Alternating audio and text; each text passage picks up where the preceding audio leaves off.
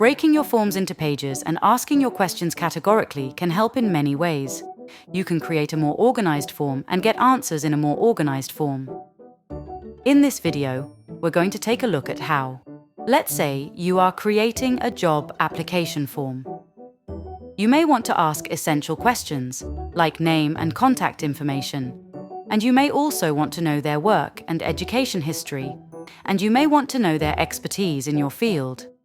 It's better to separate these questions and show your candidates page by page. On Forms app, you can separate your form into multiple pages by inserting a page break in between.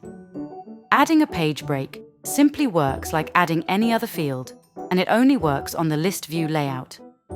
Scroll down to find Page Break and just drag and drop. It's that simple. After adding them, you can name your pages so that you can organize your forms more easily. You can also drag and drop an explanation field and show what this section is all about. Now you have a perfectly structured form with multiple pages. From here, you can even add conditions to show or hide an entire page to make it more relatable to your audience. Or just share it. Page breaks are great for organizing and making your forms engaging, reducing any survey fatigue.